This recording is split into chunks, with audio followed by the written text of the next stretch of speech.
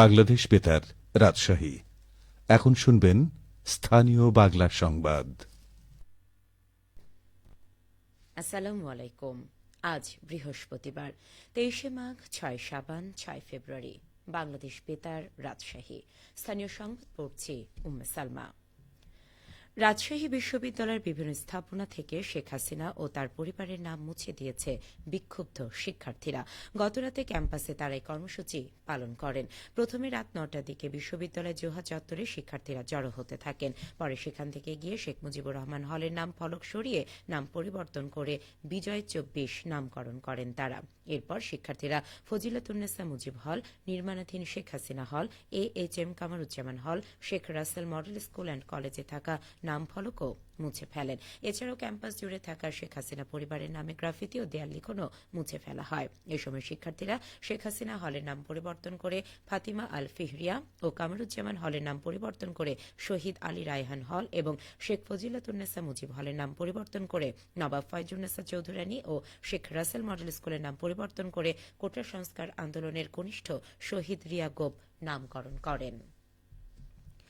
বগুড়ার সিনিয়র জেলা ও দায়রা জজ মোহাম্মদ শাহজাহান কবির বলেছেন, আদালতে বিচার প্রার্থীদের সেবা করতে হবে, তাদের কথা শুনতে হবে। বগুড়ার আদালতের সুনাম যেন সব জায়গায় ছড়িয়ে পড়ে সেই লক্ষ্য নিয়েই কাজ করতে হবে। তিনি গতকাল বিকেলে জেলা ও দায়রা জজ আদালতের সম্মেলন কক্ষে কর্মচারীদের দক্ষতা ও মান উন্নয়নে অনুষ্ঠিত এক প্রশিক্ষণ কর্মশালার সমাপনী অনুষ্ঠানে সভাপতির বক্তব্যে এসব কথা বলেন। সহকারী জজ মোহাম্মদ রায়হানের সঞ্চালনায় অনুষ্ঠানে আরও বক্তব্য রাখেন অতিরিক্ত জেলা ও দায়রা জজ 1-এর বিচারক ইফতেখার আহমেদ, অতিরিক্ত জেলা ও দায়রা জজ 2-এর বিচারক মোহাম্মদ আবু হালিম। 3 দিনের প্রশিক্ষণে 146 জন কর্মকর্তা কর্মচারী অংশগ্রহণ করেন। বগুড়ায় বিসিএস স্বাস্থ্য ক্যাডার কর্মকর্তাদের 92তম ও 93তম বিশেষ বুনিয়াদী প্রশিক্ষণ কোর্সের সমাপনী অনুষ্ঠিত হয়েছে।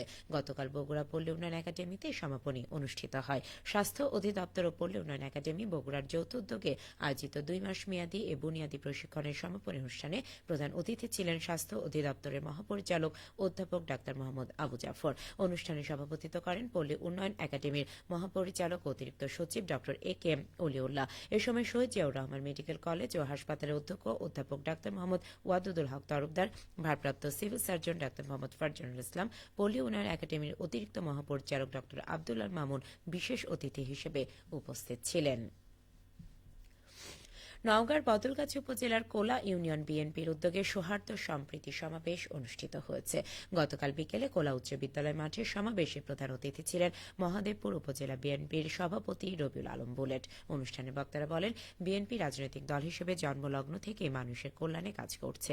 আগামীতেও শহীদ জিয়ার আদর্শে চেয়ারপারসন বেগম খালেদা জিয়া ও ভারপ্রাপ্ত চেয়ারম্যান তারেক রহমানের দিক নির্দেশনায় দেশের উন্নয়ন ও সার্বভৌম রক্ষায় সর্বোচ্চ ভূমিকা রাখবে।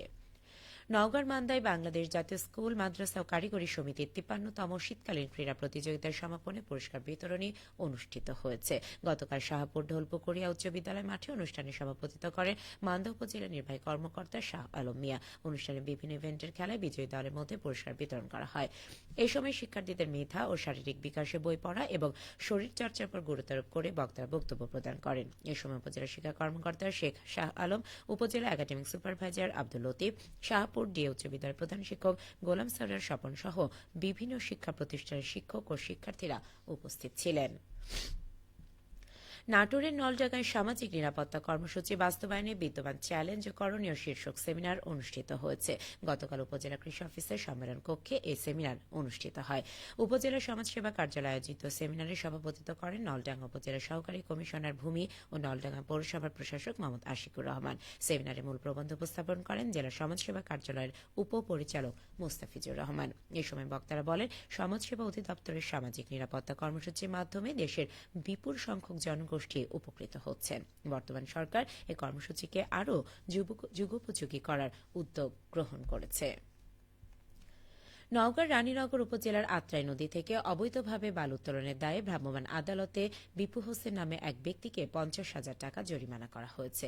গতকাল বিকেলে উপজেলার ধনপাড়া এলাকায় অভিযান চালিয়ে ভ্রাম্যমাণ আদালতের বিচারক উপজেলা সহকারী কমিশনার ভূমি ও নির্বাহী ম্যাজিস্ট্রেট শেখ নওশাদ হাসান এই আদেশ দেন। পরে তিনি বলেন, ধনপাড়া এলাকায় আত্রাই নদী থেকে অবৈধভাবে বালু উত্তোলন করা হচ্ছিল এমন সংবাদের ভিত্তিতে সেখানে অভিযান পরিচালনা করা হয়। এ সময় নদী থেকে অবৈধভাবে বালু উত্তোলনের দায়ে গোনা গ্রামের বাসিন্দা বিপু হোসেনকে ব্যক্তিকে আটক করে ভ্রাম্যমাণ আদালতে 50,000 টাকা জরিমানা করা হয়।